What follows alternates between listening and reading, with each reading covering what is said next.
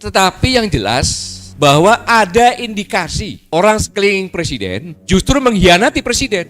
Tidak mungkin seorang presiden tidak tahu. Dengan mengojok-ngojok perpanjangan ataupun 3 periode. Bahkan orang-orang dekatnya. Tujuannya apa? Menjatuhkan presiden. Mengapa? Undang-undang sudah mengatakan. Jadi kalau seorang presiden mau dengan alasan apapun juga dia menjabat lagi melanggar dari undang-undang, maka rakyat bisa mengusirnya. Jadi orang-orang tadi sebenarnya akan mendorong presiden ke jurang. Ini kan kurang ajar. Tidak masuk logika sebagai negara pribumi, sebagai bangsa yang menyatakan kemerdekaan, lahir undang-undang ini, RUU KUHP menjadi KUHP. Tidak mungkin. Undang-undang kan untuk melindungi rakyatnya. Tetapi ini terbalik, betul melindungi penguasa. Sehingga kejadian sekarang ini pasti ada invisible hand dari negara luar untuk bekerja secara sistematis. Pemimpin yang sebenarnya adalah dalam setiap saat, selalu dalam pikiran dan hatinya adalah rakyatnya. Memimpin dengan segenap penuh hati dan pikirannya untuk rakyatnya. Bukan rakyatnya selalu memikirkan bagaimana pemimpinnya.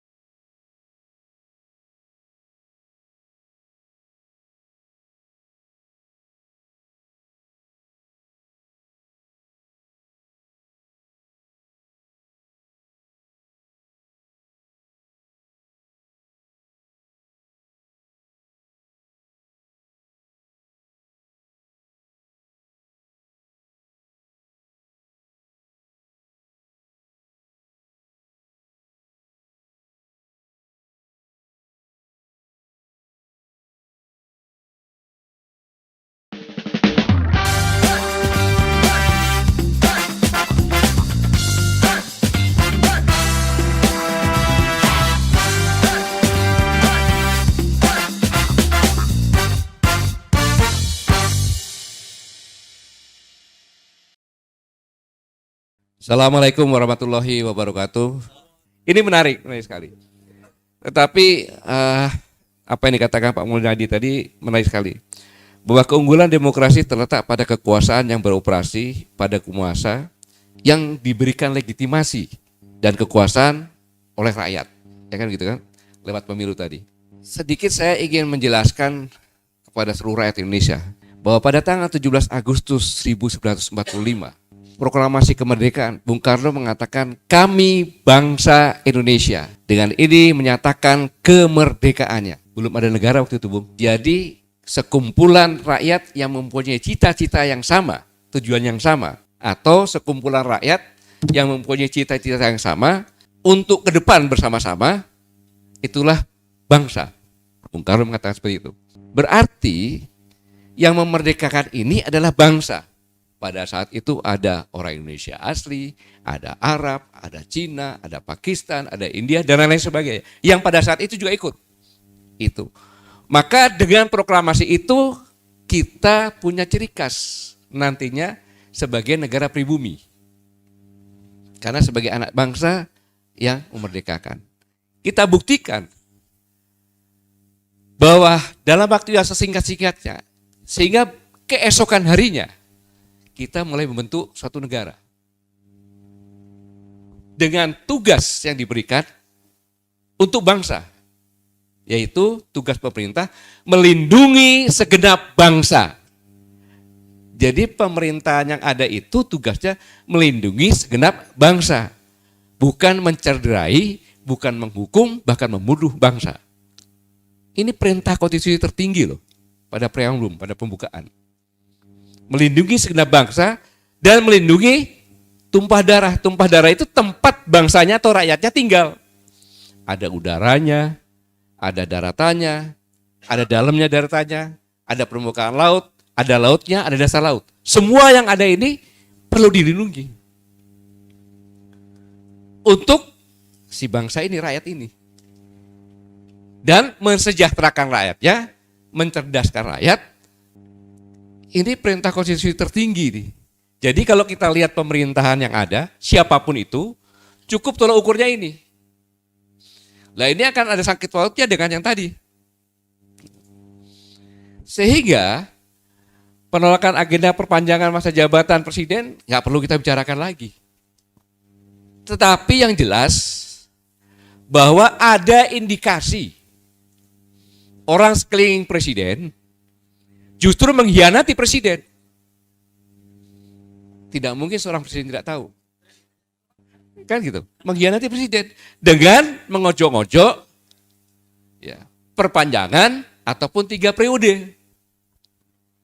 Bahkan orang-orang dekatnya, ada menteri, ada kepala lembaga negara, ada kumpulan rakyat yang non-demokrasi tadi. Tujuannya apa? Menjatuhkan presiden. Mengapa? Tadi dikatakan, undang-undang sudah mengatakan. Jadi kalau seorang presiden mau dengan alasan apapun juga, dia menjabat lagi, melanggar dari undang-undang, maka rakyat bisa mengusirnya. Jadi orang-orang tadi sebenarnya akan mendorong presiden ke jurang. Ini kan kurang ajar. Ini kan kurang ajar. Jadi sengaja didorong itu. Jangan dikira baik-baik itu. Bukan. Karena jelas, konstitusi kita jelas bahwa legitimasi itu lewat pemilu. Dan ini pun dilakukan uji coba oleh orang dekatnya. Dengan membuat undang-undang yang berdasarkan undang-undang, sehingga apa yang dilakukan Menteri Dalam Negeri dengan menunjuk PLT itu tidak melanggar undang-undang. Karena undang-undang mengatakan itu, tapi undang-undang yang ada itu melanggar undang-undang yang ada. Lalu pertanyaannya, kenapa tidak ke Mahkamah Konstitusi? Karena teori raja-raja dulu di Nusantara, apabila ada pertentangan, maka yang dilakukan 3 tahap. Dengan ujung lidah dulu. Setelah tidak mampu dengan ujung lidah, maaf, ini bukan jorok, tapi dengan ujung kemaluan, yaitu perkawinan. Selanjutnya baru ujung badi atau ujung pisau. Itu Raja dan Nusantara, tahapannya seperti itu. Maka dengan ujung lidah dikasih tahu bahwa perpanjangan hakim di Mahkamah Konstitusi dinaikkan kan? Benar nggak? Berapa? Ya, hampir 70 tahun. Pakar hukum tata negara nyampaikan nih. Jadi ditawarin seperti itu. Selanjutnya dengan perkawinan tadi, ujung badinya mungkin cuma ancaman. Mungkin. Apa yang bisa diharapkan? Jelas undang-undang yang ada itu dimasukkan ke Mahkamah Konstitusi untuk melihat bertentangan enggak dengan undang-undang yang paling atas kan? Begitu enggak? Maka sebenarnya mudah pisau analisisnya di pembukaan Undang-Undang Dasar 45 saja. Yang saya katakan tadi. Melindungi segala bangsa dan segalanya, Pancasila dan Undang-Undang Dasar 45. Bertentangan itu selesai. Maka tadi dikatakan bahwa PT 20% itu melanggar kan? Alasannya macam-macam. Yang lainnya frustasi. Makanya kalau kita lihat yang terbaru sekarang ini, tadi di tempat yang sangat mulia di DPR, pada saat sidang paripurna ya, untuk mengesahkan, ada seorang kader Partai PKS menyampaikan pendapat, minta 3 menit pun tidak dikasih. Bayangkan, di ruang yang sangat terhormat, salah satu ketua DPR tidak memberi waktu 3 menit untuk menyampaikan pendapat, padahal dia wakil rakyat. Dia menyampaikan suara rakyat. Jadi udah terbalik-balik ini. Terus pernyataannya silahkan ke Mahkamah Konstitusi. Itu kan biasa saja. Terus mau ngomong apa lagi kita di sini? Yang jelas dengan seperti ini, apalah artinya kemerdekaan tanpa kedaulatan? Puisinya Bang Pasari tadi. Apalah artinya? Bilang kita merdeka? Tidak merdeka kita. Bahkan dijajah dengan lebih sistematis. Ya karena undang-undang itu tadi. Semuanya. Nah, inilah yang saya katakan tadi bahwa berbondong-bondong orang sekitar pemerintahan ini justru membuat jebakan-jebakan Batman, saya bilang, untuk mendorong masuk jurang. Bayangkan alasan tadi yang dikatakan. Saya lalu teringat pada saat 10 Maret 2014 ketika saya memberikan kuliah umum di Universitas Indonesia. Itu dihadiri 5.000 orang lebih karena mahasiswa baru maupun sarjana juga. Ketika saya tanya, apabila Anda menjadi presiden, bukan presiden Indonesia, tetapi negaramu terancam karena krisis ekonomi, pangan dan air, melihat Indonesia sebagai peluang, apa yang kamu lakukan terhadap Indonesia? Dengan cara soft apapun silakan. Apa yang dilakukan? Saya ingat benar. Membeli undang-undang. Waktu itu masih Pangkostrat. Gimana caranya undang-undang dibeli? Jawaban mahasiswa sedikit mengejek. Allah Pangkostrat pura-pura nggak tahu. Pada itu saya masih Pangkostrat. Di DPR itu kan ada beberapa komisi. Satu komisi kan nggak lebih dari 70 orang. Untuk kepentingan negara. Itu kecil. 100-200 miliar itu kecil. Kita masukkan undang-undang. Itulah yang terjadi. Karena dengan kita masuk undang-undang, kita bisa masuk secara legal. Dengan cara apapun juga ide-ide yang kita lakukan. Dan ini semuanya terjadi. Tidak masuk logika sebagai negara pribumi, sebagai bangsa yang menyatakan kemerdekaan, lahir undang-undang ini. RUU KUHP menjadi KUHP. Tidak mungkin. Undang-undang kan untuk melindungi rakyatnya. Tetapi ini terbalik. Betul melindungi penguasa. Kembali kepada teorinya Pak Mulyadi lagi. Apabila pemimpin dipilih dengan pemilu yang tidak legalitas, ya kan, maka dia akan tidak dapat legalitas dari rakyatnya dan dia akan berusaha untuk melindungi dia dengan cara undang-undang yang ada. Ini saya mengambil intisari di pelajaran yang disampaikan Pak Mulyadi. Ini yang sangat berbahaya. Ini sangat berbahaya. Sehingga alasan tadi disampaikan Mas Edi Masari tadi. Ini yang saya katakan tadi, anak-anak UI menyampaikan seperti ini. Sehingga kejadian sekarang ini pasti ada invisible hand dari negara luar untuk bekerja secara sistematis. Dan berjalan sangat panjang. Lewat liberalisme bisa menyembuhkan komunisme. Itulah musuh dari negara pribumi. Teori Pak Mulyadi juga itu. Kan gitu. Kalau politik, kan liberalisme itu demokrasi itu ya kan. Kalau ekonomi dengan persoalan liberal itu kapitalis. Kalau sosial apa? Ya? Individualisme. Inilah yang dibentuk sekarang ini. Maka lahirlah oligarki politik, oligarki sosial, oligarki ekonomi. Oligarki ekonomi bekerja sangat luar biasa. Sangat luar biasa. Pertahanan dari suatu negara yang rakyatnya banyak. Apa coba? Yang paling hakiki. Di negara yang penduduknya banyak. Adalah ketahanan pangan. Itu dirusak. Sangat sistematis. Bayangkan, kalau kita bisa membuat peneliti dari padi saja. Yang kita teliti, kemudian kita buat padi ini begitu tumbuh, nanti bibitnya bisa diambil dari padi yang ada lagi, yang unggulan, dijadikan bibit lagi. Itu pasti dipermasalahkan. Dengan alasan vegetarian dan segala macam lah alasannya. Maka sekarang hampir tidak ada kecuali daerah-daerah terpencil. Semua bibit harus beli. Itu adalah suatu kesalahan besar dari suatu negara agraria. Bibit harus beli karena bibit yang ada sekarang ini mau PR mau segala macam begitu ditanam tumbuh diambil lagi dia tumbuh tapi nggak bisa berbuah. Ini bunuh diri dan kita harus beli dari luar. Yang kedua, dulu tidak ada namanya pupuk-pupuk non-organik, semuanya organik.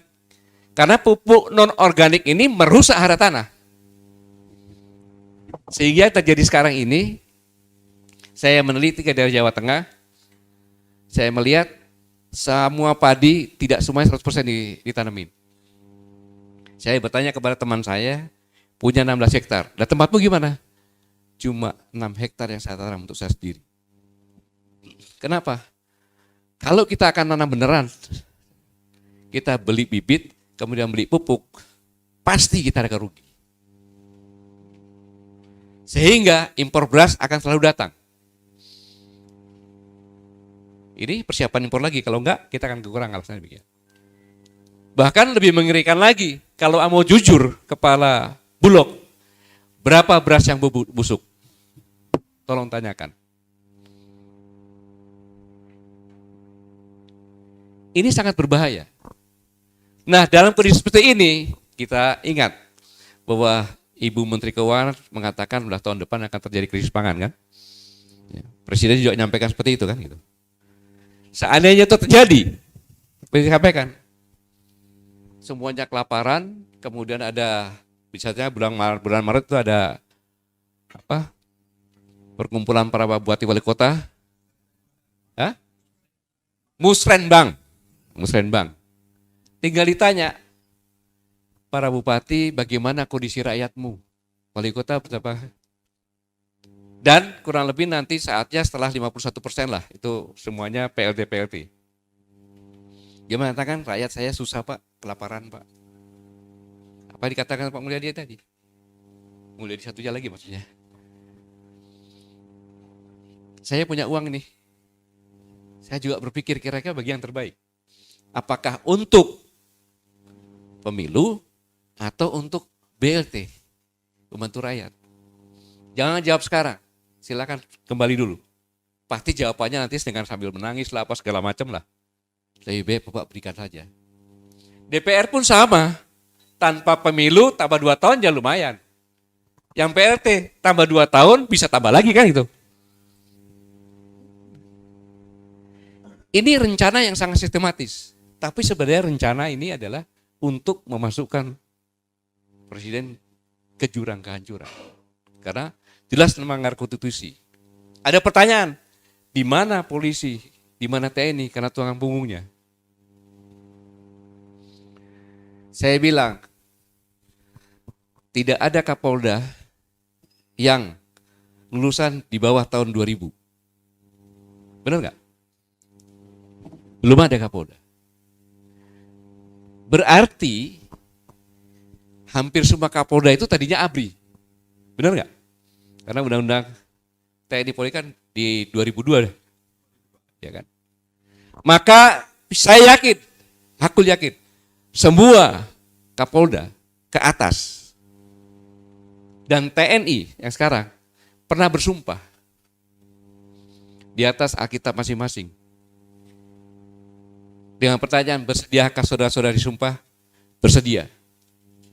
Dengan cara agama apa? Yang Islam bilang Islam, yang Hindu bilang Hindu, yang Kristen bilang Kristen, yang Buddha bilang Buddha. Ikuti kata-kata saya. Demi Allah saya bersumpah akan selalu setia kepada negara kesatuan Republik Indonesia yang berdasarkan Pancasila dan Undang-Undang Dasar 1945. Dan sumpah itu pribadi, karena bukan letnan, saudara-saudara. Dan setiap prajurit maupun polisi, itu pada saat masuk, yang didoktrin adalah agama. Kenapa? Karena dia akan disumpah. Apabila ada pelanggaran terhadap Pancasila dan Undang-Undang Dasar 45, karena dalam sumpah itu satu napas, Pancasila dan Undang-Undang Dasar 1945. Pasti akan bangkit. Yaitu yang katakan bahwa sekeliling presiden itu ingin menjerumuskan presiden ke jurang dengan neko-neko seperti ini. Apalagi dengan tambahan tadi yang tadi RUU KUHP menjadi KUHP. Bayangkan penghinaan itu sangat luas sekali kan. Jadi kesimpulan saya bahwa disinilah koalisi aksi menyelamatkan Indonesia ini ingin menyelamatkan Indonesia. Ingin pemerintah ini berjalan dengan baik sampai pada akhir jabatannya dengan baik sehingga kita bisa melaksanakan demokrasi dengan benar, jujur, adil, luber, bisa memilih pemimpin yang sebenarnya, di mana pemimpin yang sebenarnya adalah dalam setiap saat selalu dalam pikiran dan hatinya adalah rakyatnya. Ya, memimpin dengan segenap penuh hati dan pikirannya untuk rakyatnya. Bukan rakyatnya selalu memikirkan bagaimana pemimpinnya ya gitu. Bukan sebaliknya. Saya pikir ini kesimpulan yang saya bisa sampaikan dari semua pembicara. Tadi yang simpulkan juga dari lagunya Bang Reffi, ya, kemudian dari Bang Azimah Hadi dan Dr. Mulyadi. Terima kasih, saya bahkan pembelajaran, sehingga kalau ya saya menyimpulkan kurang baik, kurang benar, ya itulah saya dengan penuh kekurangan. Terima kasih. Wassalamualaikum warahmatullahi wabarakatuh.